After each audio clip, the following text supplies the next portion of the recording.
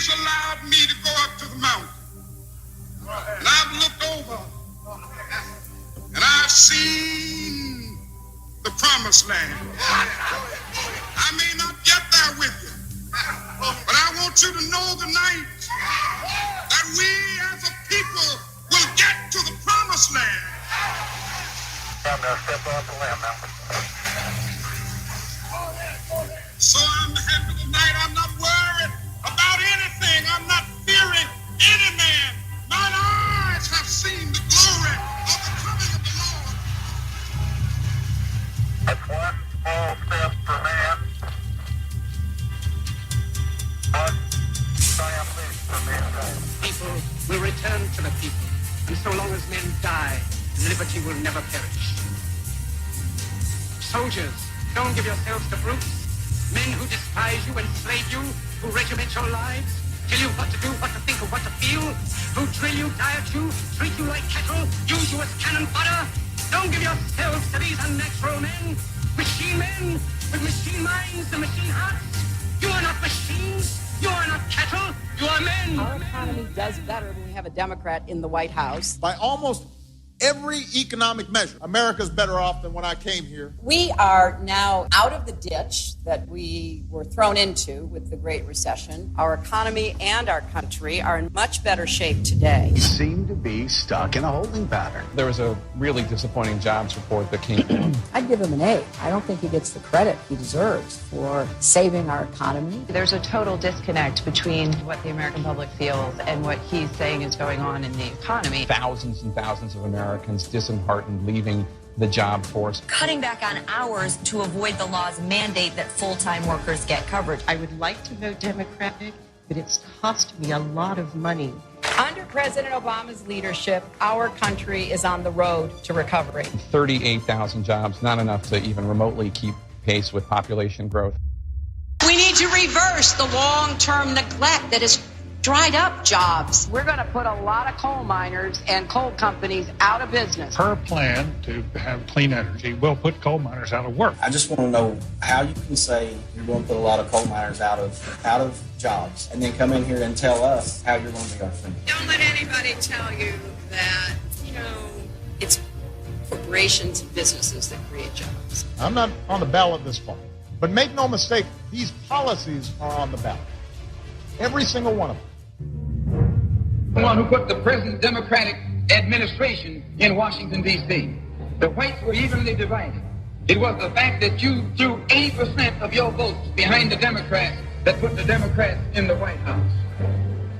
When you see this, you can see that the Negro vote is the key factor.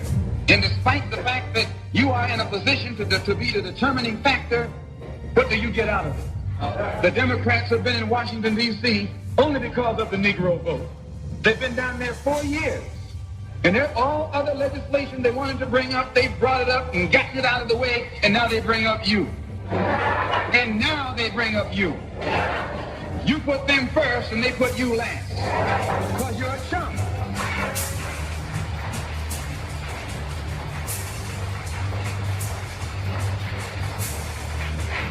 A political chump. In Washington, D.C., in the House of Representatives, there are 257 who are Democrats. Only 177 are Republicans. In the Senate, there are 67 Democrats. Only 33 are Republicans. The party that you backed controls 2/3 of the House of Representatives and the Senate, and still they can't keep their promise to you, because you're a chump.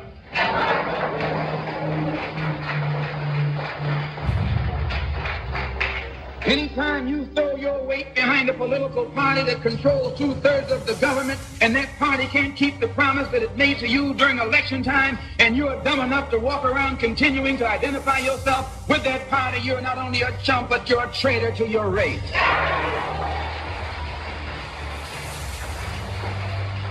I know you don't like me saying that, but I'm not the kind of person who come here to say what you like. I'm going to tell you the truth whether you like it or not.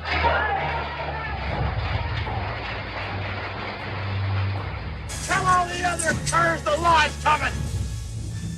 You tell them I'm coming, And hell's coming with me, you hear? Hell's coming with me! For today, in the name of freedom, we take the battle to them. Let's roll. You're listening to War. We are America Radio, a place where conservatives, libertarians, and Tea Party Americans come together to get the real deal news. No filter and a lot of patriotic spirit. We are America Radio.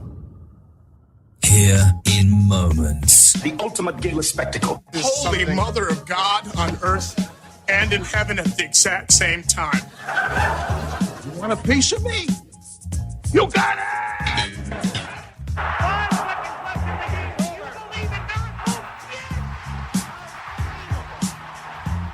We will make America strong again. We will make America proud again. We will make America safe again. And we will make America great again.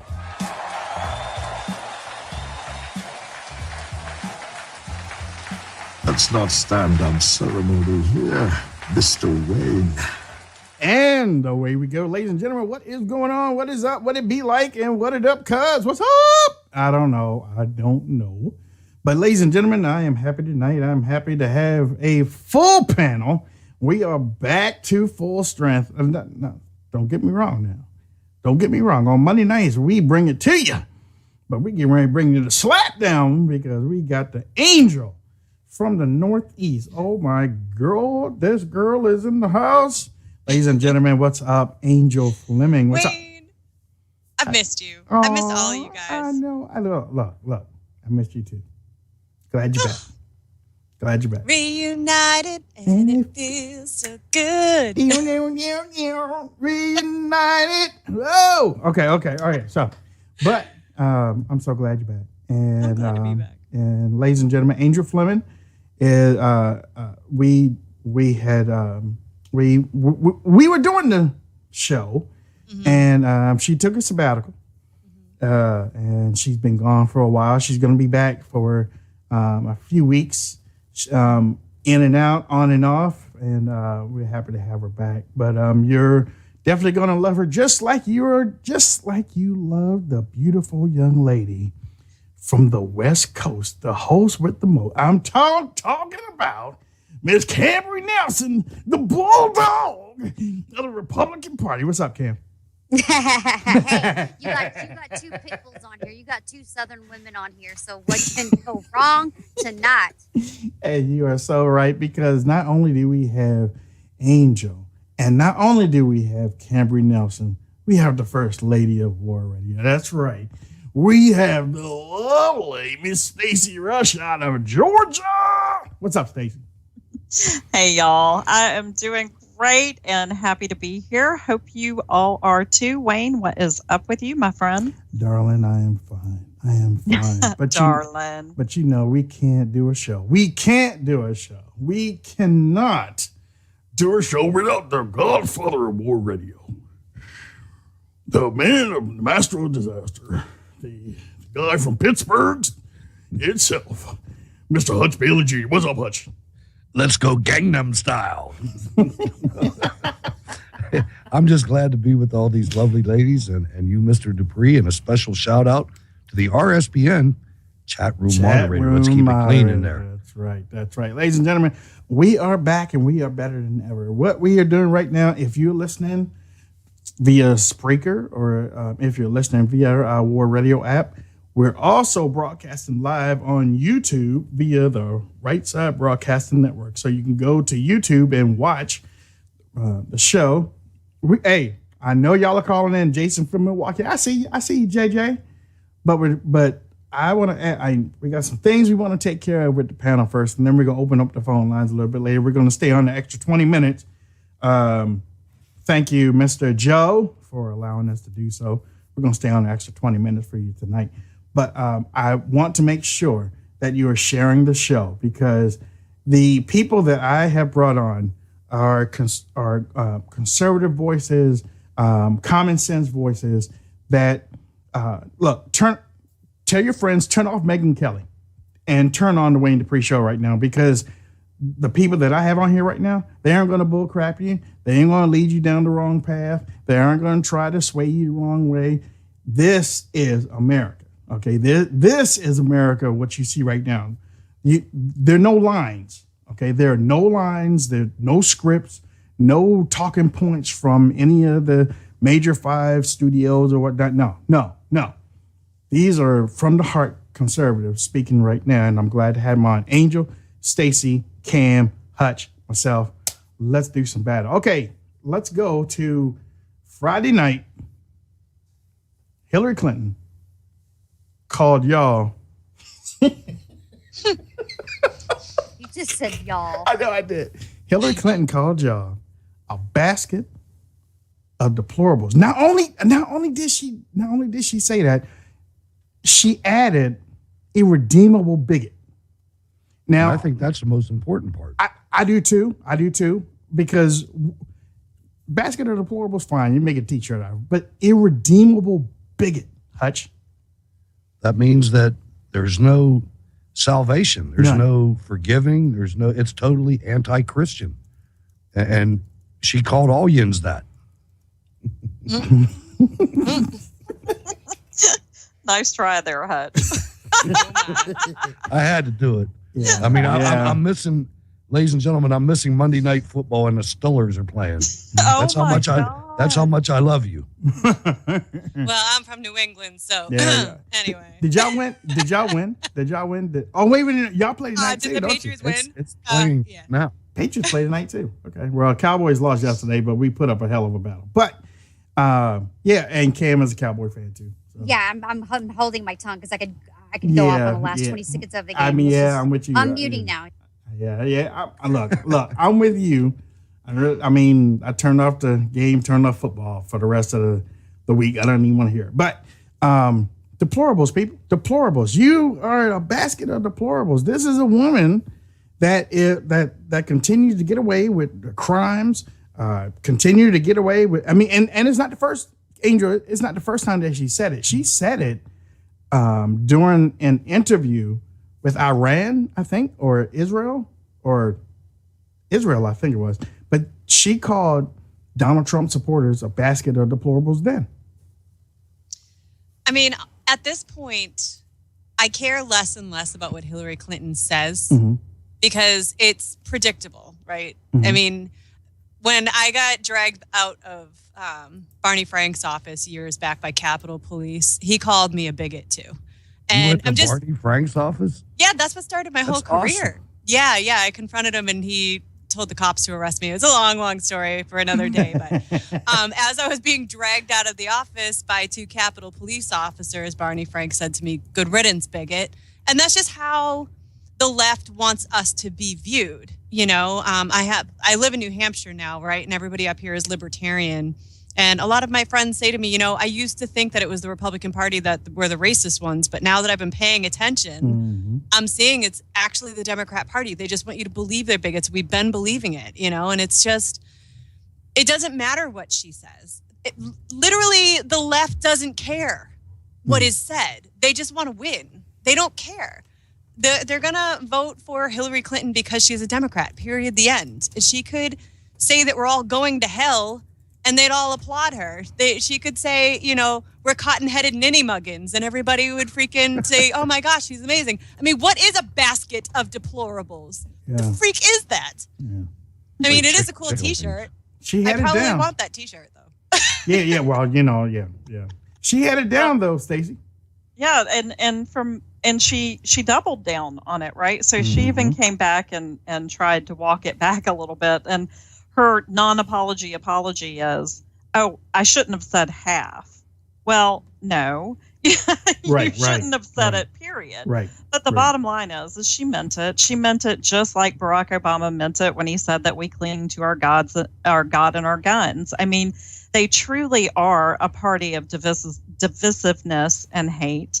And they truly do believe that, you know, we are these, what's the movie Deliverance? I mean, I truly think that they all think that we are, living in the movie. We are actually people who are from the movie Deliverance. They think that we don't think. They look down upon us. We are complete flyover country that they completely ignore. And I think that this is going to hurt her more than her health issues are. I mean, I truly do think that it was such a divisive statement. And I also think that that it's energizing his base even more. And I think that just looking on social media and how people reacted to it, she knows it was a huge mistake. And then, she went on to have an even worse weekend. So I think it was a pretty deplorable thing to say, and I'm proud to join the basket of deplorables. Hey Cam, I found this earlier. This was from Stephanie Cutter. I don't know if a whole lot of people out there know who Stephanie Cutter is. Stephanie Cutter was an operative for Barack Obama for 2008, 2012. She took Hillary Clinton's statement further. My Nixonian lurking in there. Stephanie, it's tough to defend the remark, is it, or no? Do you think it's tough to defend the remark, deplorables, to stereotype a group of people, or not? Absolutely not. I think that her only mistake is that she said half of his supporters were deplorable. But does anybody around this table, have they not seen Trump's rallies? Have they not seen Trump's own remarks? He is attracting a certain type of voter. She gave a whole speech on describing them. They're called the alt-right. And they tweet racist things. He retweets them. He says it from the stump. From research in this election, we know that his own words, calling Mexicans rapists, criticizing a Gold Star family, these are the most potent things against him with independent voters. So what she said was not wrong. Her only mistake was that she described half of his supporters that way. Well, Cam, I don't tweet racist stuff. I don't know what the hell she's talking about, but I don't tweet racist stuff. I don't tweet racist stuff either. I mean, I think we've been talking about issues that are going on in our country, and that's what we are actually talking about. Why the left sits over there and talks about the voters and what they think that we are. Keep the controversy going 24/7. Set a narrative, set the agenda. It's disgusting. I mean, it's disgusting that we have sunk so low in 2016 with these elections where she doesn't think that it's far enough. I mean, come on. We saw Hillary Clinton's true colors. She probably didn't think that was going to be on American TV. That's why she had to go to another country and said what she actually said, because she didn't think it was going to be broadcast here in the United States. And it did. She doesn't like Americans. And we're right. I mean, the left is going to say whatever they have to say, but it is utterly disgusting. And like we were discussing earlier, I have every right to talk about refugees coming into our country. Why? Because I live not too far from where 14 people were murdered in San Bernardino. I have every right to talk about somebody saying that a possible illegal alien that comes into the United States is a murderer. Why? Because my friend Sabina Durden, her son was killed by an illegal alien, and what did he get? 5 months in prison. And you're going to call me deplorable for stating the facts? Right. I mean, I'm sorry. This is almost kind of like America against the establishment elite, the global elite that just want to stay in power. And we have to take our country back. It's disgusting what I heard her say, because the one thing Trump has not done is he has never gone after Chelsea Clinton, and he has never gone after Hillary Clinton's voters. That's true. And what you saw was Hillary Clinton in the flesh and the raw. That was the image of Hillary Clinton right there. Hutch, she did this in front of her donors. She got there and she felt good with getting the applause, and she was all happy and everything like that. And I was listening to Sean Hannity, and it sounded like he had another version of it where I guess the guy that was recording it, you could hear him laughing and joking it up and stuff. They all thought it was funny. Oh, absolutely. And let's not forget that these were not just comments. This was script that she was reading off the teleprompter. Somebody wrote this for her. Right. And I think that one of the reasons for that is if you look back on the 2014 elections, they have the Hillary Clinton campaign has pretty much written off the white vote, or at least the white male vote. and speaking as the token white male unapologetically on this panel, I will say that everything coming from the Democrat Party, the way I view it, is anti-me. You know, and that statement was a complete, manifestation of that.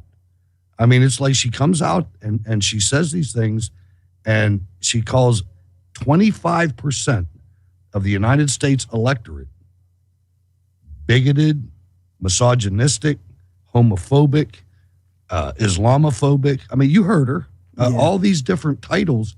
And it's like, lady, you're talking about tens of millions of Americans. And I think what it goes back to, the idea that the Democrat Party does not sense us as members of the country. They look at us as real enemies, the way people look at enemies in war. I mean, they will stand up for the Islamists all day long, but they look at us and they take the full force of the United States government, and I'm talking about the IRS and everybody else, and they turn them on their own people. We are their own people, and they have absolutely just capitulated on the fact that we're one country, and they are trying to divide us, to destroy us. I mean, that's the way I feel. Angel, Donald Trump went to Detroit last week, but wanted to speak to, actually, he wanted to have a meeting first. He wanted to have a meeting on one of the largest black networks, Christian networks. Wanted to have that meeting. Then he decided that he wanted to go in and sit in the service. Then he asked, could he speak? And from listening to the pastor came out and said, well, no, it wasn't like that before. Then one of Trump's handlers was like, well, Mr. Trump needs to speak. And Mr. Trump was like, wait a minute, hold on. If he doesn't want me to speak, that's fine. I'll be great. I mean, it's okay for me to go out there and just sit. I just want to experience the thing. Then the pastor was like, you know what? I saw a genuine spirit on Mr. Trump, and that's why I let him speak. But it seemed like every time that Mr. Trump wants to speak to the minorities, to the Latinos, to the blacks, to Asians or whatnot, whatever he wants to speak to, it seems like that Hillary wants to lump that type of outreach into a deplorable thing. You see I'm going with that? I mean, one of my favorite speeches, and you played it at the intro of the show, is Malcolm X's political chump speech. And, Malcolm X's words fell on deaf ears. Right. And the left is doing their damnedest to make sure that the minority ears never hear anything other than what the Democrat Party has to say, period. Because they essentially are slaves, right? If they're not working to produce the Democrat Party, then they are beholden to their vote. And,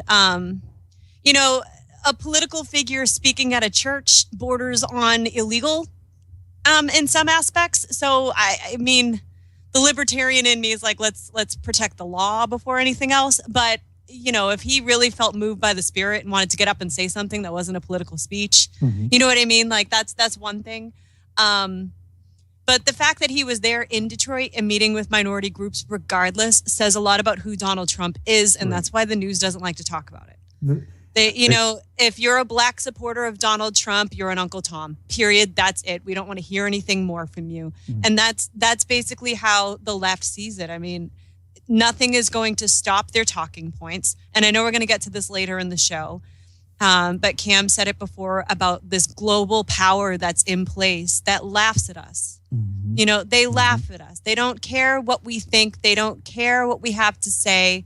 They just want it to look like democracy right up until Hillary gets the vote. That's all they want. It's just ridiculous. I just have to add so I don't forget it, because when we have this many people, it's easy. But did you hear Donald Trump say he's going to get rid of that amendment where the pastors cannot talk about politics?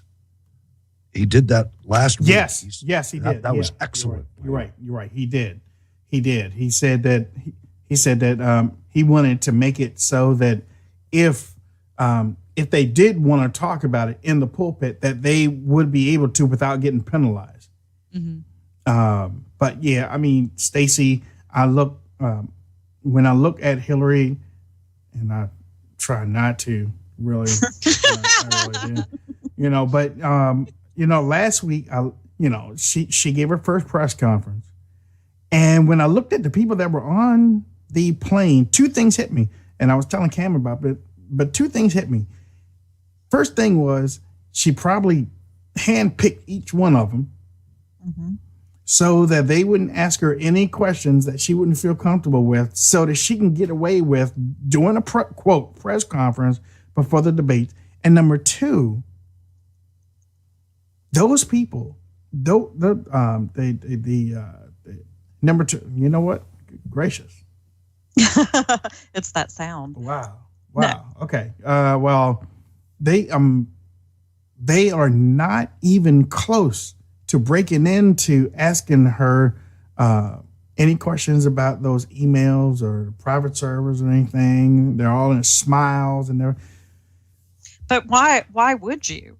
Right? Because look at what happened to Matt Lauer when he asked some tough questions of her in the commander-in-chief forum. Why would you?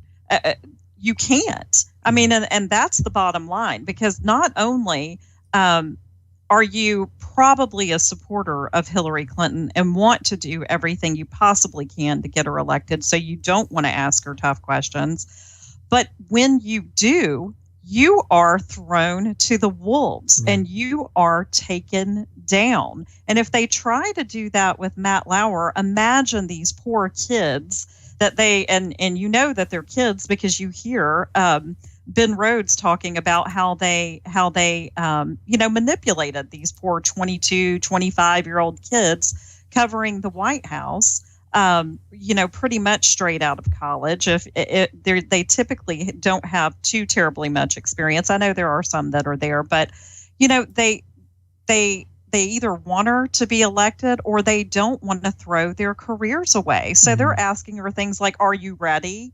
Are you kidding me?" I mean, it was just on Tuesday that, we were told that you can't ask about her health. And then she goes and passes out on 9/11. And now all of a sudden it's an issue. The only reason it's an issue is because, thank God, we have people who can take video out there. Otherwise, it likely wouldn't be covered by the mainstream media. So it did not surprise me. What did surprise me is that she ended up having yet another coughing fit and then just, asked for some water and was clearly given something else. Those kinds of things were interesting to me and surprised me, but it didn't surprise me that no one asked her a question. Cam, what is up with Alex Jones getting on here and telling everybody, listen, I don't know whether I'm going to be on the air in the next 10 minutes, but I got to tell you something. I got to tell you, they're taking down that video of Hillary Clinton falling out because it's a global thing. It's a globalist thing, and they don't want you to watch it. But you know what? I don't care whether they. I watched them earlier today, so I kind of got them down a little bit. But I don't care if they take my YouTube channel off. I'm going to come out and I'm going to tell you why are they. I mean, believe me, I ain't going to complain about it because I know that there's one out there. And there's a lot out there. And I'm not going to say nothing because, look, y'all keep watching it because as long as y'all keep watching it, I will get paid. So I ain't going to say nothing. Go ahead. Some of these freaking pundits and these journalists, honestly, they are freaking weak. Yeah. Come on. Yeah. I know that, InfoWars, I love the stuff that they post, but come on. A lot of it is, dramatic, overly dramatic, making things really, really big. I don't know if I'm going to be on here the next 10 minutes. Shut up. Yes, you do. Oscar material, man. Come on, but I see these pundits out here. I'm sorry, but they're weak. I don't care how inexperienced they are. Matt Lauer should have come out and said, hey, you know what? I'm doing the job that you were supposed to do. I'm asking them hardball questions, but no, they cower down and they use this excuse of I'm too weak to ask them questions. No, you need to use it to their ability and say, I'm going to ask these questions because these are the type of questions you have to ask. I am seeing so much weakness like I've never seen when it comes to journalism because they're afraid to do their job. Sometimes when you're afraid to do your job and you do something that's not very popular, sometimes that actually does gain attention. Because what happened is Matt Lauer did gain some attention from people to say, wait a minute, these are the type of questions you should be asking. I mean, that's what's lacking in the media today is they're so bought and paid for, and they live out of fear that they're afraid of what? Money. To me, it's just ridiculous. They should be happy.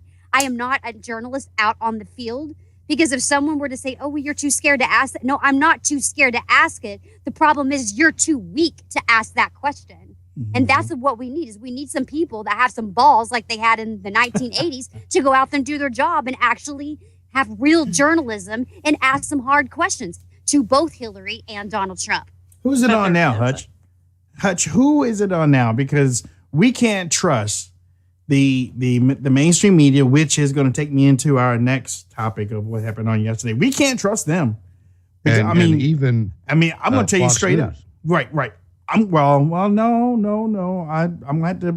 talking about Sean Hannity. No. I'm not talking about Bill O'Reilly. I'm talking about special report. I got to give Fox News the thumbs up yesterday for reporting on Hillary Clinton when the other networks that's true. But then they get Mike Pence on there, and they bring the questioning is like ridiculous. It's about David Duke. Why in the heck are we talking about David Duke? That goes to CNN because Wolf Blitzer. I don't know whether they did it on Fox News too. I don't know whether Wolf Blitzer or I don't know Jake Tapper have a love affair going on. Because there's a bathhouse going on over there at CNN anyway.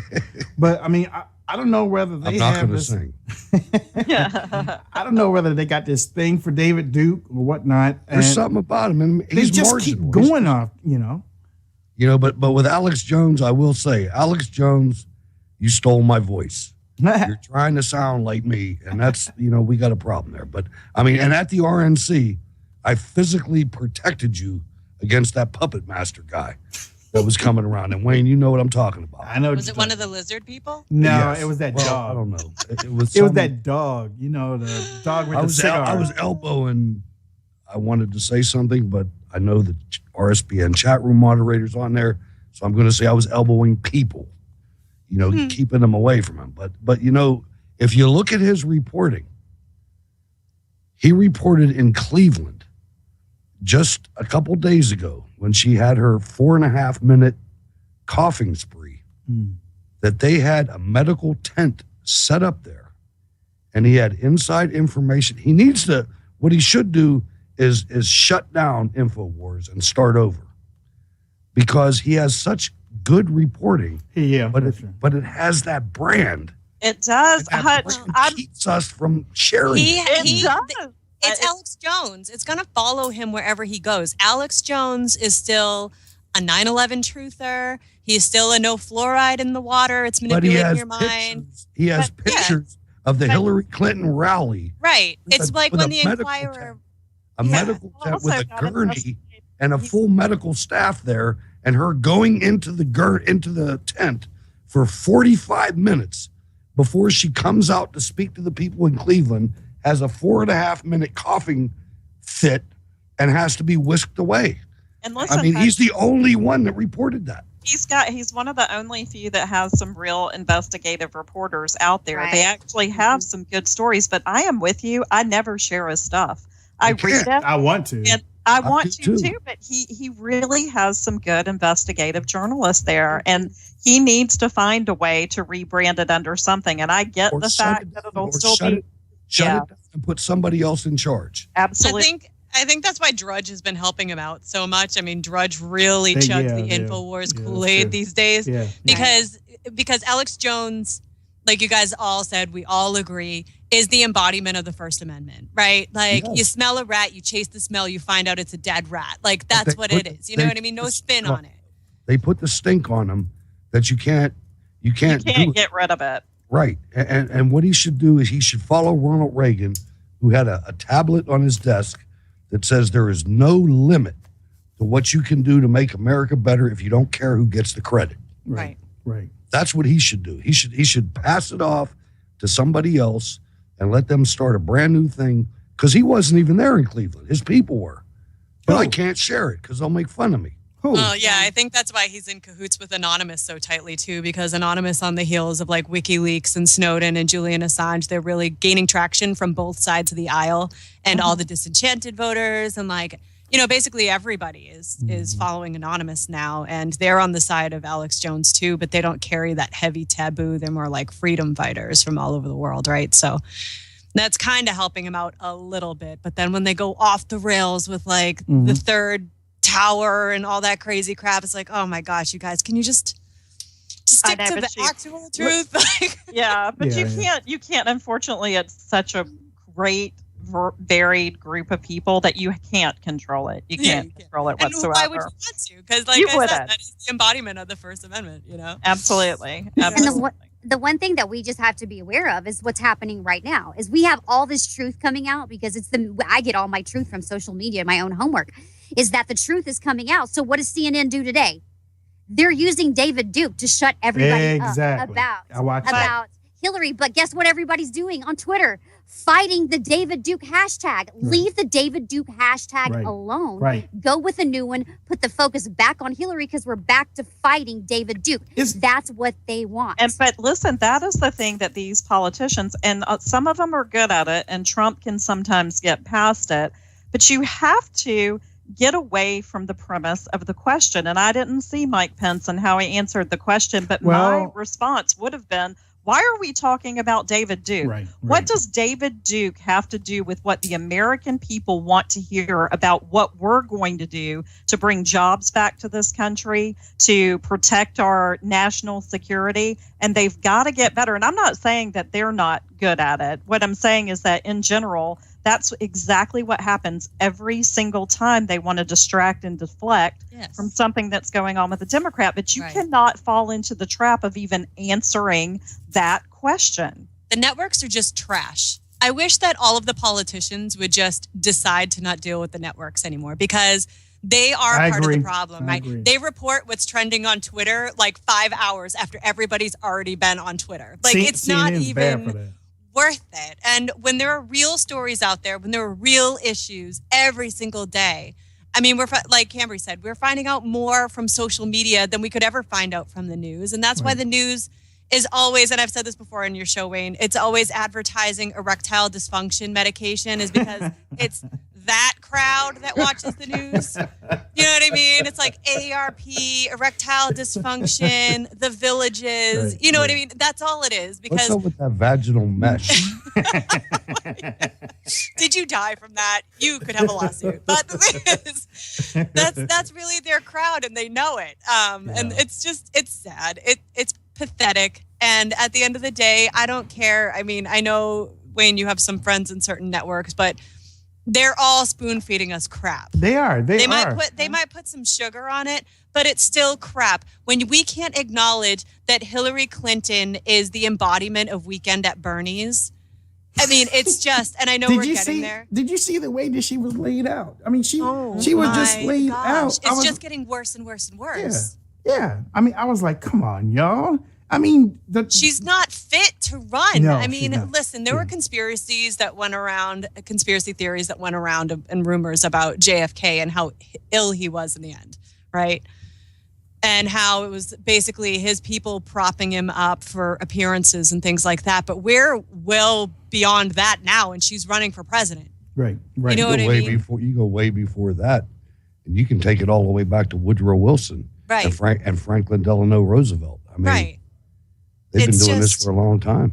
And it's frightening to me. I mean, Cam said this earlier about the global power. It shows how much the Democrat Party and the establishment don't care about you. Right. They are laughing in your face by literally propping up a bobblehead candidate. Right. And they're also showing they're anyway.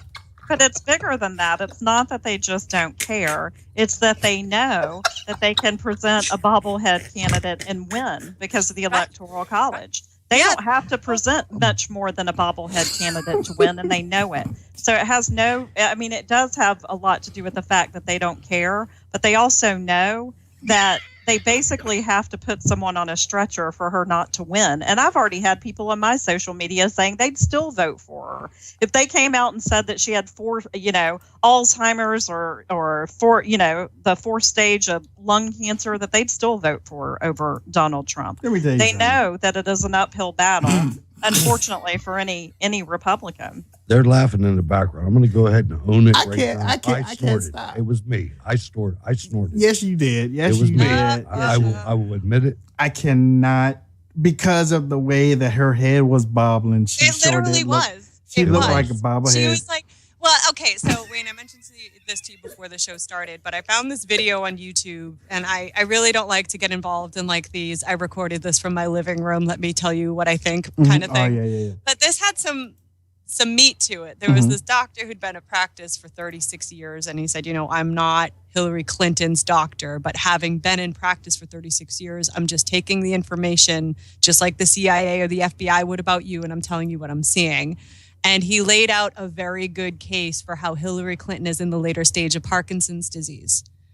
And I watched this video before she collapsed, and pneumonia is actually how you've entered the next stage of Parkinson's. And Dr. Drew got fired for questioning whether she had a catheter or not. Right. But a catheter is also required when you have This is also yucky.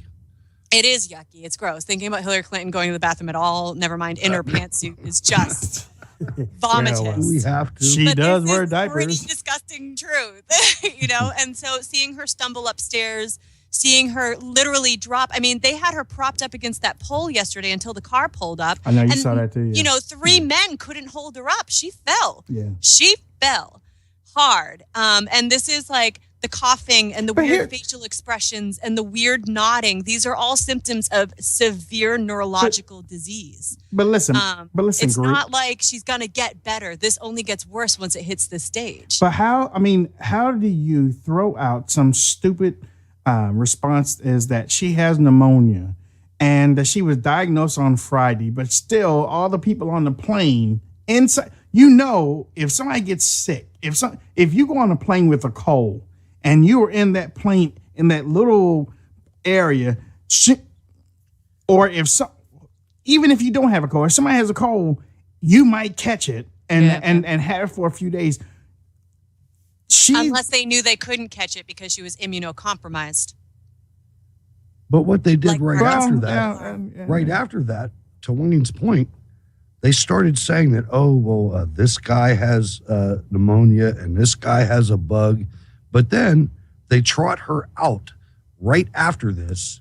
3 hours. And show her hugging a girl. 3 hours. Yeah, hugging children. So there are only certain pneumonias that are contagious. It looks Other like it. pneumonias are just symptoms of a greater disease. This is Democrat pneumonia. This is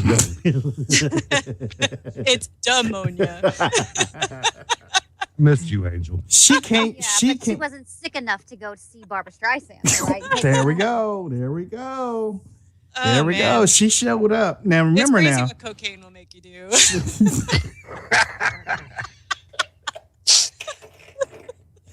Yeah, well, she did look like she had taken a hit before she fell on those knees on Saturday. But back in her stuff. Man. Cam is right. I mean, she was diagnosed with pneumonia on Friday, but that didn't stop her from going to see Barbara Streisand to get those donations, did it? No, it didn't. First, it was allergies. Then she took a antihistamine. And then I guess the allergies, which is amazing, turned into pneumonia. I thought basically it was bronchitis first. I thought I learned that in school. Anytime. But it was allergies. Then it turned into pneumonia. But she was well enough to be able to go collect money from her donors and talk smack about Trump supporters. Barbara Streisand. And then, had that episode happen on Sunday, went back to Chelsea's apartment, came up with a way that she could spin this, put it out to the media, had her doctor write up something, make a statement, then boom, all of a sudden she's not transparent because she didn't tell everybody on Friday before she went and partied with Barbara Streisand that she's sick with pneumonia.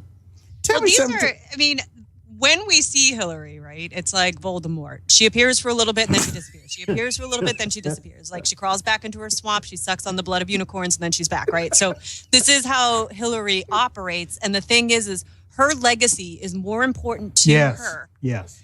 And to the DNC than her own physical health. Right. Come hell or high water, Right. she is going to put on airs to the very last breath because she will be damned if she is not the first American female president of the United States. Like that's what she's hell-bent on. That's what the people around her, the DNC is invested in this now. They need that first female president too, just as much as she does. So they're all circling their wagons and letting her do this. She needs to be visible. but she can't do a press conference ever. How many people? They can't trust her. How many people? How many people do you know that? Because I know my mom had pneumonia twice, and I had to fly home one time when she did have it because she was over 70 and they put her in the hospital. But how many people do you know that when they are diagnosed with pneumonia, they go to their daughter's apartment, stay for about 3 hours, and then come out waving like Tony the Tiger? Everything got taken care of, and then this little Chelsea called her coke dealer to straighten her mom out. That's why. That's why mom needed to wake up. And then this. Something went into that woman's nose. And then this little Latino girl is going to run out of nowhere, and the Secret Service didn't stop her. There was no Secret Service around. No. And then the little girl's going to run and act like, okay, well, what do I do now? And then, yeah, what do you want? Come on now. And now let's look at the actual event that everybody. First of all, that video and the whole situation that looked bad. never trended on Twitter. No. It was the most prolific. Yeah. I was on Facebook on Sunday, and I was scrolling down my the whole thing, and every 3 posts that video was on there, and it never trended on Twitter. So Twitter is the same as MSNBC. Also, side note. Can I just make a quick side note? Absolutely. Libertarian Party, and I know you're not listening right now because you're busy taking bong rips and watching Ron Paul speeches over and over again. Yeah. But the thing is like when something like this happens to Hillary Clinton, that does not give you, and I don't know who's giving you this advice here, but shirtless pictures of Gary Johnson to show how he's a picture of health, not the way to go. It's just Especially when Gary doesn't know where Aleppo is. Okay, especially when Gary doesn't know where Aleppo is. I mean, I don't even know why he's still in the race. Acronym, Wayne. I didn't know that Syria was the context. Oh my gosh. Yeah, but I mean, the Libertarian Party. I mean, I understand the sentiment, guys. I got respect for you. I mean, you're trying. Damn it, you are trying. But if you would just put down the pipe for a second, you would see that your ideas are stupid, okay? Yeah. Your belief system isn't wrong, but your ideas are stupid. So, when Hillary faints and everybody thinks she's going to die, don't put up a picture of shirtless Gary Johnson, please. Please. But, look, so, Wayne, you were talking about pneumonia, and the thing is like, when a healthy person is diagnosed with pneumonia, that's one thing. That's like, oh my gosh, her cold got really bad and then she got fluid in her lungs and now it's pneumonia. Everybody, it's kind of touch and go, blah, blah, blah. But certain illnesses, meaning diseases, when they get pneumonia, it could be a death sentence. So when somebody with HIV gets pneumonia, they could die tomorrow. Somebody with cancer gets pneumonia, they could die tomorrow. When somebody with Parkinson's disease, and I keep harping on this because it just makes sense, gets pneumonia, it's a sign that their system is shutting down. No, that it's not only somebody with Parkinson's, and I'm going to say this because it's a personal thing. Well, my mom didn't have Parkinson's. I have COPD, okay, and I'm 55. And when I was 51, now this woman was the former first lady, former senator from New York, former secretary of state. And she is a 100 times millionaire. So you would expect her to have the best health care that anyone could have in our country, right? So I'm a veteran. I go to the VA, and I'm 52 years old, and they say, hey, you know what, Chief? There's a vaccination for pneumonia. Do you want it? And I'm like, yeah, I want it. I get this vaccination, and it's good until I'm 70. And she didn't get that. She doesn't have a vaccination for pneumonia. It's not plausible. This whole story is bunk. It isn't. Yeah. It's not plausible, and I think we're going to find out shortly in October via WikiLeaks exactly what's wrong with her. and what her health condition is. But the bottom line is that the media isn't going to follow up on it. They're going to circle the wagons. Mm-hmm. And until something is actually released where we have proof, just like we have now this video and the various videos showing what looks to be like a neurological disorder, no one's going to be shown it. No one's going to believe it until they see it. But pneumonia is a joke. The whole thing's a joke, going from allergies to pneumonia or to overheating to pneumonia. It's all a joke. But it's a joke because the joke is on us. They know they don't have to tell the truth because you just look at her not being charged. And by the way, we're not even talking about the commander-in-chief, the email lie that she told yet again. We're not even talking about any of that. Like, we can't prove intent because we've got to see some sort of smoking gun from this woman. Mm-hmm, We're not going to see it unless it is leaked by some sort of hacking group out there. And if it's not right in front of your face, no one's going to report about it and no one's going to believe it. Well, and that's just it too. The kid, we were talking about this before the show, the advisor that died a couple of weeks ago, Hillary Clinton's advisor, Julian Assange, his contact or whatever. The email that supposedly got leaked to Julian Assange in WikiLeaks had to do with treatment and cure, well, obviously not a cure, but treatment of Parkinson's disease, right? And Julian Assange was like, I was getting information to take Hillary down, and then the kid dies. Well, like they say, if you want to know who's in power, look at who you're not allowed to question or criticize. And the fact that the Democrat Party is doing this for a candidate just says that they're certain they already have this in the bag. Mm-hmm. They're certain that they're going to win this. Go ahead, Cam. Yeah, well, there's a lot of stuff with Hillary. I mean, I try not to get on a medical kick because it's what I went to school for. I was in medicine, triage nurse for years. And a lot of people don't realize they're not going back to the blood clot. They're trying to go ahead and diagnose her, but they have to realize what stems from a blood clot. A lot of this stems from a blood clot. And if they said that she has Parkinson's disease, I'll just tell you right there. Sometimes having pneumonia actually is the beginning of an onset of another blood clot. And that's what a lot of people don't understand. I mean, we already know that she has diagnosis. I mean, they've already diagnosed her with deep vein thrombosis. Don't you think that this whole pneumonia thing is just... No, what I'm saying is a blood clot can result right into pneumonia. And then getting pneumonia is actually sometimes the first symptoms of another blood clot happening, which actually coincides with what she had, which is the deep vein thrombosis.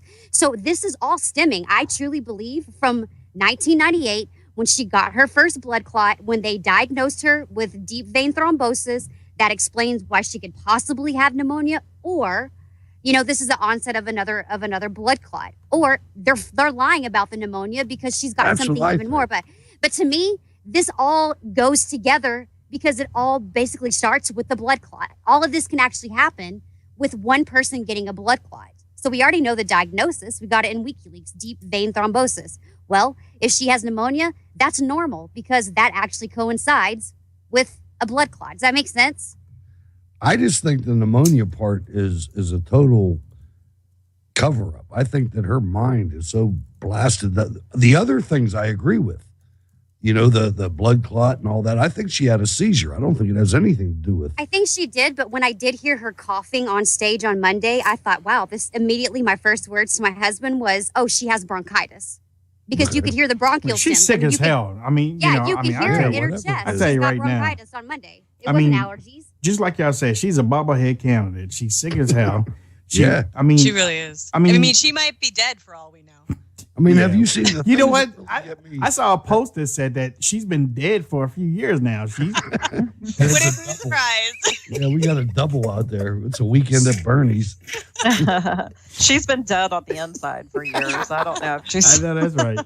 But Stacey, what about those periods where she's like stunned? There's like 2 or 3 of them. Yeah, I saw that. Where something happens at the rally or whatever, and she just has that look. The zombie look. Outer limits look, that Twilight Zone look. Yeah. And then the black dude comes up behind her and says, hey, keep talking, and takes her out of it. Yeah. This is mental, man. This isn't... I think it's something neurological going on with her. And the only reason I say that is because of the video of her looking like she had a seizure being asked by a number of reporters. And it seems like something sets her off. And if you look at that video closely, you can see, especially Cam, I'm sure you probably already have looked at this, that her eyes aren't really tracking at all. I mean, it really looks like she's having a seizure. And then when we talk about the bobblehead, walking to the car, she looked to me too then to be having some sort of seizure with her head as well when they're trying to get her to the car. So she does look to me like she's got something neurological going on. And I think she probably does. I mean, I understand what you're saying about the blood clot. I've had one in my life as well. And I know that that can lead to other things like pneumonia being something that seems like it might be something that's going to onset, another clot coming on. But I do believe that there is something going on with her neurologically. So because it was in her head, her blood clot, it was in her head. So there is definitely something. Well, this is what I think they're doing, you guys. They want Hillary Clinton as president. And what is sad, I see her, and this is what, yes, there are medications that can have somebody rebound really fast. I mean, when I got into medicine, when someone was seizing, we just literally had something that dissolved in the underneath the tongue instead of them having to take a pill immediately. But I have a feeling that they're pumping her up with adrenaline or doing something because she's bouncing back so quick. Fast. Yeah, they have to be giving her medication, but also giving her something to keep her going. Because it's like she goes and then she collapses and then they keep her going and then she collapses again. It's almost like they're giving her medication to force her to go. I mean, it might as well be, Wayne. It might as well be. But isn't that then she'll get the illegal vote. Some good stuff. But isn't that sad, though, that this is how much I think that they are sure that they've got the election in the bag, that they're continuing to put this lady forward as the candidate. I mean, I disagree, man. I think that if you look at what she's said and her campaign has authorized her to say with the deplorables and all this stuff, I think they're looking at internals. If you look at previous elections, no candidate has ever been so directly accusatory of the opposition of being racist. And not just racist. Look at all those other words that she said with the deplorable basket, with that whole narrative. I mean, Islamophobic, homophobic. I mean, when did you ever hear any candidate ever do that before? Yeah. I think they're looking at the internals and they're panicking. Yeah, they're in trouble. I really do, man. I don't think that there's any way that they're acting like they think they're going to win. Ladies and gentlemen. That's just me. That's just my analysis. Ladies and gentlemen, you're listening to the Wayne Dupree Show here on Monday night. We are opening up the phone lines for the next 20 minutes. We want to hear from you. When you call, make it quick. Your name, your phone number. Well, not your phone number. Your name, where are you calling from? And what did you? Wants those digits. Yeah, no, yeah. No, okay. So, your name, where you come from, and what did you think of the collapsing sick Hillary on yesterday? So, let's see. Caller 310. What's your name? Where you calling from? This is Jeremy. What's up, Jeremy? How you doing, brother? Sorry, I didn't miss the call. I just wanted to say a quick hello to Wayne and everybody and you guys. All right. Thank you, Jeremy. Hey, Jeremy. How you doing? Jeremy. Yeah. All right. So, Jeremy. Hey, Jeremy. We have Vaughn from California. What's up, Vaughn? Hey, how you doing, Wayne? What's up, buddy? What's going on? I just had a question for you guys. I wanted to know your expert opinion for the election this time around. I mean, with pretty much everything that's been exposed about Hillary, with her emails, the DNC emails, and now her health, do you guys pretty much believe that she lost this election, or do you think that she might even get the sympathy vote? I just wanted to know what you guys think. I'll say this real quick before I throw it to the panel, and thanks for your question, Vaughn. I thought that she lost the election with the deplorable statement on Friday. I said she was done after that. Now I think she's overcooked with the video showing her the bobblehead candidate. I think that America has seen enough of her. Now I don't know what the Democrats are going to do with this. But I think that she's, I think she's done. Cam? I think she's done. I personally think she's done. I think America's sick and tired of this story being turned and twisted. But not only that, it's at the point that we're tired of media trying to spin something that American people can see with their own eyes. Mm-hmm. I think the deplorable thing was absolutely horrific, especially with the backlash that the Democrats gave her. This wasn't just Republicans. It was the right and the left that were coming out against that. I don't know what they're going to do moving forward. We have so many different ideas and theories, but right now, I don't think there's anything redeemable that she can possibly do, nor is there anything redeemable. The only way that she could actually go up in the polls is if Donald Trump is the one that messes up. Angel? But I believe she's absolutely done. Angel? Unfortunately, being from Massachusetts and going up against the Democrat Party as I have in the past, she could still win this. And I believe that she will have handlers around her 24/7. They're going to be very tight with her image and her appearances from here on out. And they're going to play commentary like we've had tonight for their people to show how pathetic we are in making fun of somebody's temporary illness. When she was down, we were picking on her. They're going to make us look like the villains they've been making us look like all of this time. So, I mean, right now, Trump supporters are not changing their support, and Hillary supporters are not changing their support. And the only people that are left are the people with their hands out, right? So they're just wondering who's going to help them more.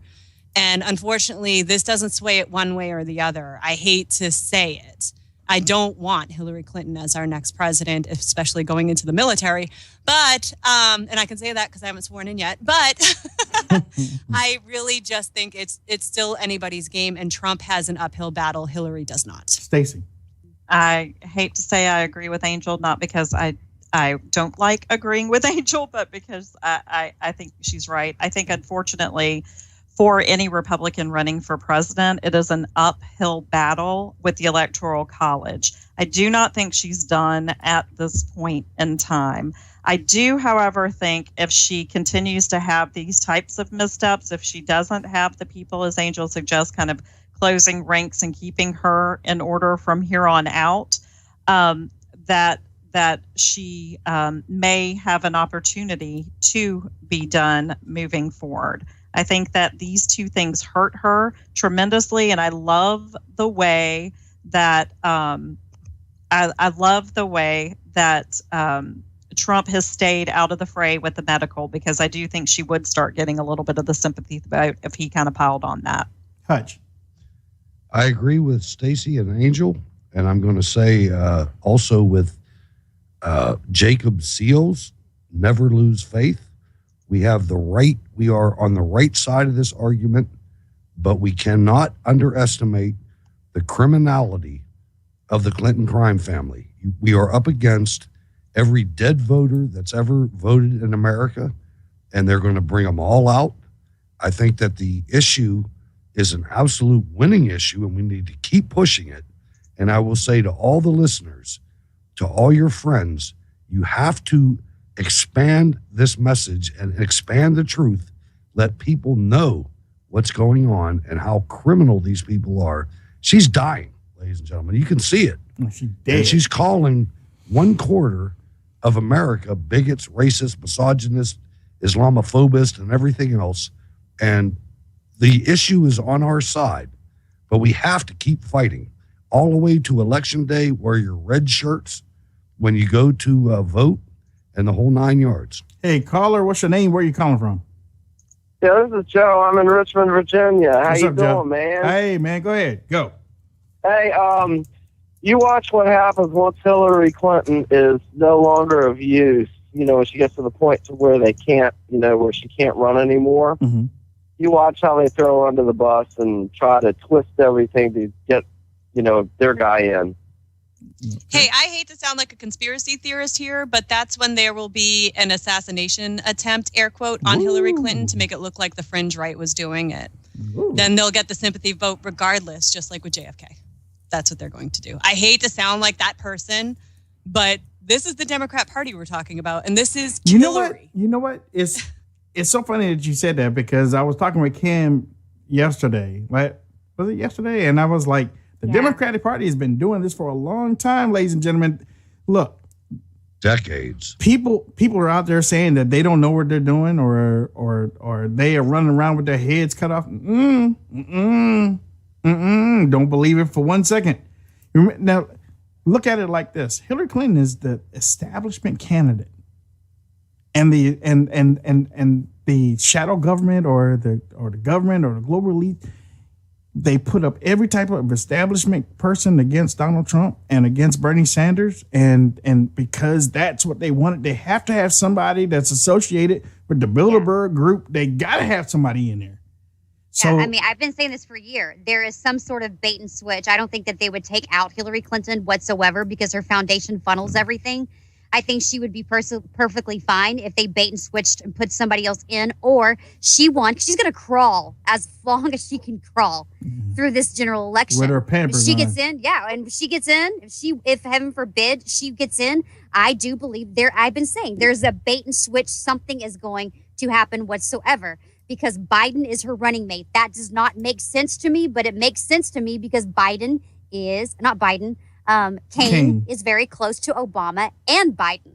I'm not saying they're going to throw someone in right now. There's speculation that there's going to be talks about it, which I pray that they don't. I do not want them to throw somebody else in. But I believe that Hillary's medical issues are so bad she gets president, something will bait and switch. Said it for a year. There's a bait and switch happening. Caller, what's your name? Where are you calling from? Hey, my name is Bud. What is it? I'm from Bud. Hey, what's up, Bud? Hey, I'm from Galveston, Texas. I'm from Galveston, Texas. Bud from Texas. How you doing? Yeah. Hey, listen. The tip-off to me was that all of a sudden when they announced that she had pneumonia, everybody on the staff, all of a sudden, I had pneumonia. I had pneumonia. I had it last week. I think I'm coming down with it now. It was like everybody jumps on. Yeah. Hey, you got don't you remember you had pneumonia last week? It was like they all got together. Even Chuck Schumer. That was the plan. You're right. And let's all get pneumonia. That's cool. Hey, I love your show. Thank you, Bud. First time watching. You guys are great. I love it. Thank you, Bud. I appreciate that. No, he's right. Robbie Mook was they said that Robbie Mook was sick, and then somebody else was sick. But Robbie Mook came in and was working, and he was supposed to have been sick like a dog, but he came in and worked. And I was like, wait a minute, y'all around there making other people, everybody sick and stuff. Come on, Chuck Schumer came out. He's like, I had pneumonia last week. Chuck Schumer. Nobody had Zika though, because they don't want to fund the Zika treatment. They don't want to fund the Zika treatment, so they can't say they had Zika. That's right. Hey, caller, what's your name? Where you calling from? Caller? Chad, Iowa. Chad from Iowa? Yeah. How you doing, Chad? What up? Hi. She hacked her way through that. We got 63 days to go. Like, that's the finish line. But, I think a bigger point needs to be made out of this is supposed to be the most stressful job on earth. So sure, in 63 days, that's not the finish line. That's the starting line. Yeah, you're right. Of a job that, man, you better be in shape for. Yeah, I'll you're just right. fix the math. It's 57 days. Thank you, Yeah, Chad. you're right. Okay. Thank you, Yeah, Chad. instead it's 1,460 days worth of a tough job. And that time It's when not she that was tough. talking She's about going to go on vacation like her predecessor. That's all. Word. Yeah. And that time she stuttered when she was talking about stopping Obamacare from the price spiraling out of control. That was another one for you people that know medical stuff. She hesitated and stalled in midstream and stopped the upward spiral thing. Remember that? Yep, the death spiral. Thank you, Chad. Hey, 202-470-6738. Carla, what's your name? Where are you calling from? Hello, Wayne. Hi, how are you? Hi. This is Betty. I'm calling from Mobile, Alabama. What's up, Betty from Alabama? What's up, lady? I've been listening to you all. I'm telling you, you're so funny, being so accurate in your comments. Let me say this. Let us not forget about who Jesus is. That's right. I believe God ordained Mr. Donald J. Trump for such a time as this. Mm-hmm. And if you notice, a lot of people are falling and being uncovered during this election season. God has uncovered the globalists. He's brought the roaches out in the open. We know who they are. And everybody that goes against Mr. Trump falls in some The way. roaches. I love it. Uh-huh. And so let us not forget that. And they can't do any more than what the Lord allows. And Hillary Clinton is not going to get any better. I say this by the permission of God. Mm-hmm. And I'm very optimistic. And I say again, let's keep this in mind. God ordained Mr. Donald J. Trump for such a time as this. And let me say this, and I'm going to hang up. All right. Hillary Clinton reminds me of Jezebel in the Bible. Oh, Jezebel. Jezebel. She's just as wicked as Jezebel. Mm. And the Bible is repeating itself. Jezebel was one of the evilest women in biblical history. But there was an Elijah. And so I view Mr. Donald J. Trump as the Elijah of our day. Didn't Betty, Jezebel went down. Betty, didn't Jezebel had the birds eat her face and hands? No, the dogs ate her. Oh, yeah, there we go. Yep. She All right. threatened, she went around killing folks and, just having authority over people and ruling people. People were afraid of her. Yeah. Yeah, that's Hillary. The people are afraid of Hillary Clinton now. Oh, I ain't. I'm not either. Jezebel had a body count too. Look, Betty, I ain't afraid of her because I got a lot of clicks in my camera. All you got to do is show some bright light to her. She'll start convulsing. And you throw a bucket of water on her. Her days are over. She's a gremlin. Yeah, she's a gremlin. Yeah, that's right. And God is sick of her. I believe God is sick of her like he was Jezebel in the Bible. You're an awesome caller. Thank you, Betty. Okay. You know what? She's a gremlin. Absolutely. Straight up gremlin. Throw water on her. She brought the roaches out. I don't know that. Hey, Carla, what's your name? Where you come from? Tracy from Nashville. What's up, Casey from Nashville? How you doing? Oh, Casey, that was my fault. You need to call back in. Caller, what's your name? Where you come from? My name is David from Buffalo, New York. What's up, David from New York? David. Buffalo, New York. I want to know why you guys are like putting Bernie down and why you guys are like putting down the bobbleheads. Hillary Clinton is like way beyond those guys. The bobbleheads are cool. Fucking excuse my language. Oh my God. Bernie was way cool. He's already dead. Did you ever serve in the military, man? Were you ever in the military? Yeah, I did. Long time ago. You did, and you're good with Bernie Sanders' Hutch program. I have to. He's saying we're insulting bobbleheads by comparing Hillary Clinton to them, and we're insulting Weekend at Bernie's by comparing Hillary Clinton to it. That's what I meant. That is what I meant. I'm glad that the lady caught that. Thank you. I'm from the north, so she's smarter than me. sarcasm. Thank you, David. Thank you, David, for the call. See, there's something wrong with that lady. You know what? She should let go. And I don't know, man. I don't know. She should let go and just, I don't know, like she said the other day. Yeah, like you said the other day. How many angels can dance on the head of a needle? You know? Yeah. How many Hillarys or how many times can she lie and get away with it? Hey, man, let me ask you a question. Wait, I got to let him go. I know Wayne's going to get mad, but let me ask you a question. How's the Muslim situation in Buffalo, man? You know, I live in an area of Buffalo that used to be like, well, I don't know if I could say the street, but are you in the area where the Muslims are? Well, I live in North Buffalo. There's a street that we have here that was like all Italian. And we have the Italian festival here every year. And all of a sudden, it's all like, I can't understand the words on the signs anymore. There's like word symbols.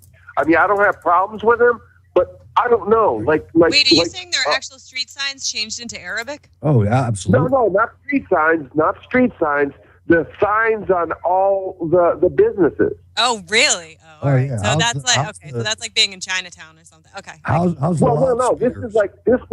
This was like an Italian town in this part of Buffalo. This is North Buffalo. They have the Italian festival there, but every year now it's like it gets less Italian because there's more signs that you can't read. Not street signs, business signs.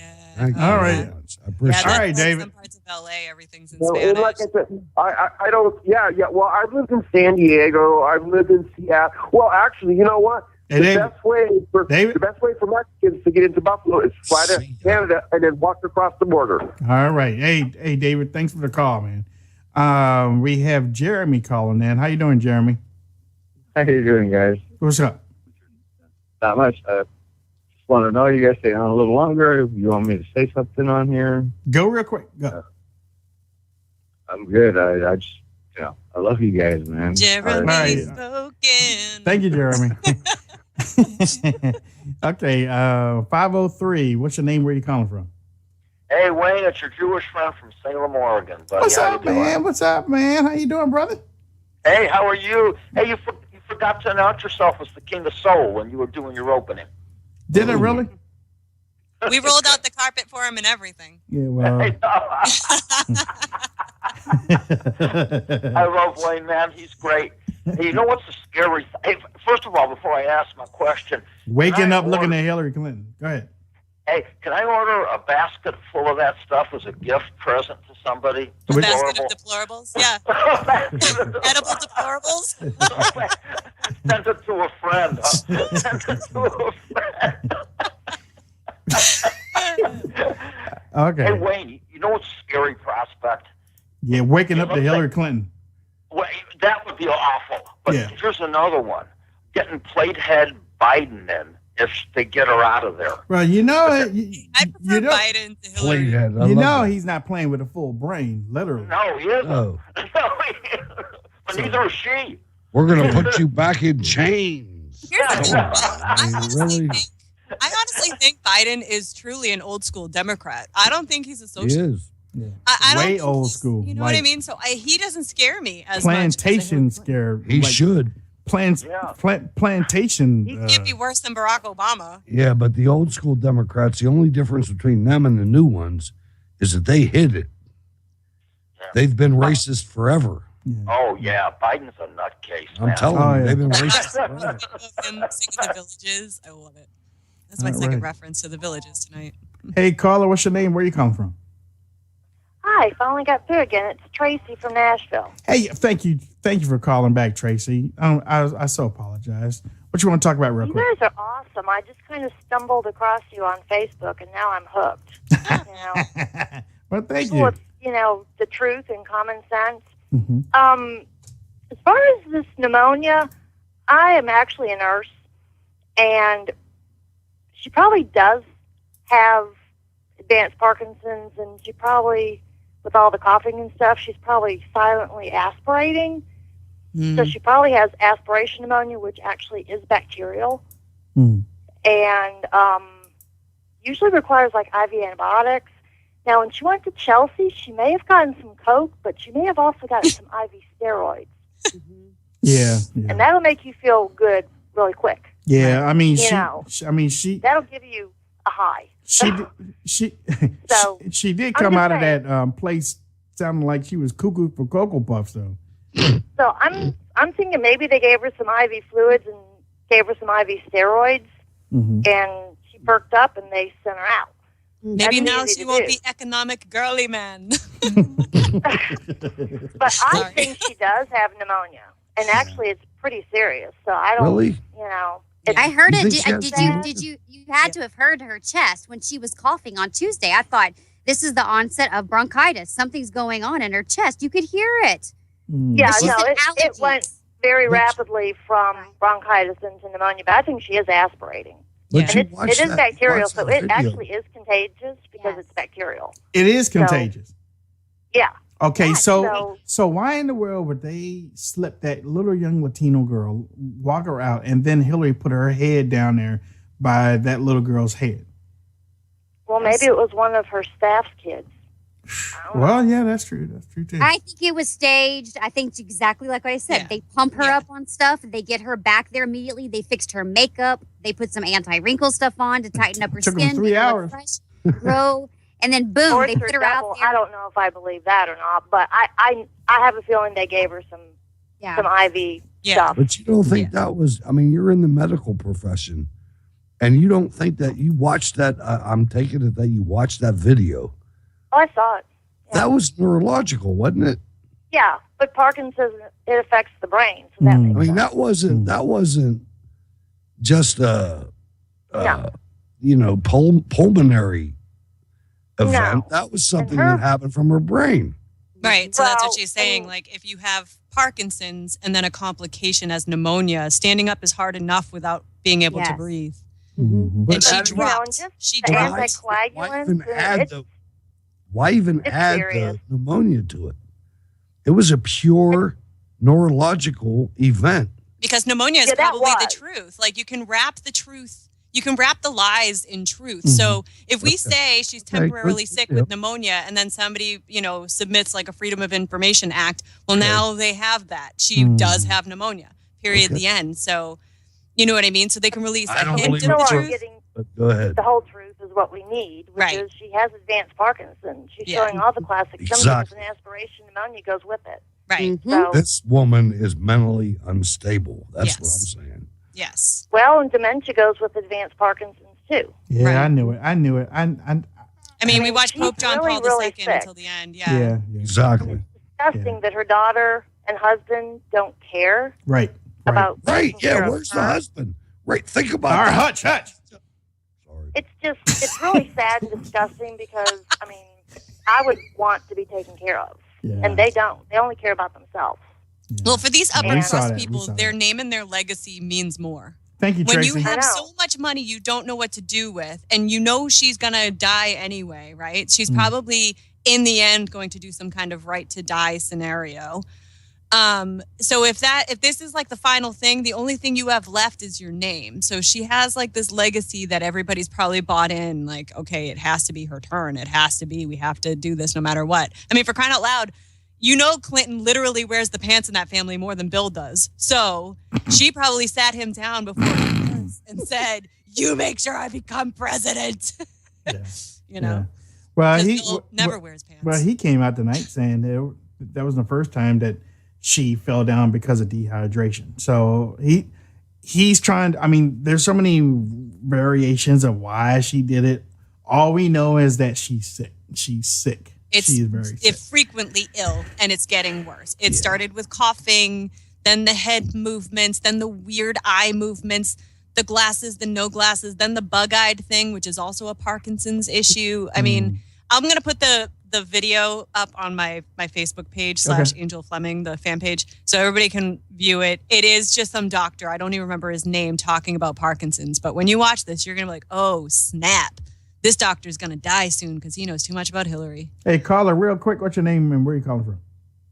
Oh, Spencer from Ames, Iowa. I'm watching your show in my other ear. How you doing, Spencer?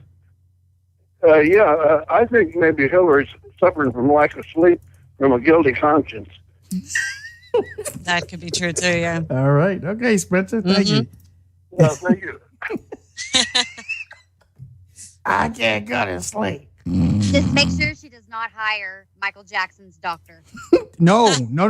Tell her to hire Michael Jackson. Or Whitney Houston's doctor. I mean, you can just imagine the stress that she's under. This is progressing her ailment 10 times faster. Yeah. I mean, good Lord. A whole lot of people want to know about the 30-pound weight loss. I don't know. I mean, that was a lens, and she looked normal.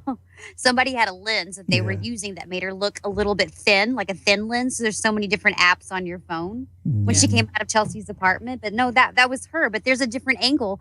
I don't know why they're not showing this. That she walks right up to a camera before she gets into the car. There's a camera right there. She is one nasty. She was like on the catwalk. She was so high, she thought she was Giselle. She was like, woo, look Hey, at me everybody. strutting my stuff. For Hey, the first time everybody. in months. How you doing, everybody? Hi. Hello. Okay, caller, you are my last caller tonight. Caller, what's your name? Where are you calling from? Sharon. Hi, Sharon. Where are you calling from? Bruton, Alabama. Alabama. All right. Go ahead. Yeah. I have a quick question, the observation. Because I was listening to the program where about her sick and faking, but you guys were talking about blood clots, and you were talking about our Parkinson's, but she's doing a lot of flying. Does that not somehow affect blood clots? You know what? It does. You know what? It's funny. Go ahead, Stacey. Well, it does when you have them in certain areas. I had a blood clot in my leg, and so you're not supposed to sit down for long periods of time, and are encouraged to get up and walk around. So no, flying is definitely not the best thing. I don't know about the type that she had. Maybe Cam can speak to that a little bit more about how it originates. I'm not sure if flying makes a difference with the type that she had. Mine happened to be in my leg. It was a deep vein thrombosis as well. So it may be that it's bad regardless of the type. Well, you know what? I'll say this, and then I'll shift it over to Cam. Heavy D, a rapper, died from a blood clot in his leg while he was flying on an airplane. Yeah. So, when the pressure can dislodge it and cause a stroke. Yeah. When Stacey said that she had one in her leg, man, God bless you, Stacey. God bless you, because Heavy D died. Really? Because Heavy D died from one. Go ahead, Cam. Yeah, I mean, a lot of people don't realize she's had multiple blood clots that has started. And typically when you have one, you can continuously have more. Hers started in 1998. The most crucial one that she had, which resulted in an injury to her head, was in 2012. And that's what prevented her from actually testifying, because it was in the back part of her brain. So I believe that was the blood clot in her brain that's actually triggering all the neurological issues that she's currently having right now. Because she's had, 4 prior to those. But she really started having even more frequent blood clots after she fell and broke her arm. When she was with President Obama. So it was in her brain. And that's, I'm not going to say the blood clot is what's resulting in this, because she could have a family genetics. Her family could have a history of Parkinson's disease. We know that, sometimes it's in your DNA. But the one blood clot, when they started seeing the decline in her health, was in 2012. And that was the one that was in her brain. That was the one that caused 6 months. Yes, flying is absolutely not good for you whatsoever if you have these type of issues. They're also keeping her on older medicine, which is Coumadin. She's on blood thinners, but also they use blood thinners and Coumadin. And I think they're doing this for her too, because they're treating Coumadin for people that are ADHD to keep them more focused and also keep them alert. So I think the 2012 blood clot was actually the most destructive one that she had, because, she damaged herself, and then she even had to go in for surgery. They weren't able just to treat it with intravenously. Ladies and gentlemen, you have been watching the Wayne Dupree Show here on the Right Side Broadcast Network, and you've been also listening to us on the Spreaker Network. And if you just happen to be on the Wayne Dupree website, you're probably listening to us live from there. So thank you for tuning in. We are live 12 to 1 p.m. Eastern Standard Time every day, and also 9 to 10 p.m. Eastern Standard Time every night here on the Right Side Broadcast Network and on Spreaker. Cam, how can people reach out to you on social media? I'm on Twitter at Cam, KAMVTV. Angel. At Angel Fleming on Twitter and Angel Fleming on Facebook. 1M in Fleming. Stacey. At Discovering Me on, at Discovering Me 40 on Twitter and on WayneDupree.com. And Hutch. Hutch Bailey Jr. on Facebook, Bird's Eye View on Twitter. Thanks. Ladies and gentlemen, we want to thank you for tuning in. We will see you tomorrow night. Don't go anywhere. Keep your eyes peeled. If you have any stories or any tips for us, email me at wayne.dupree@rsbn.tv. wayne.dupree@rsbn.tv. We thank Joe. We thank Jacob. We thank the group over at the RSBN studios. God bless you, everybody. We are out of here. To tell you the truth, your guess is as good as mine.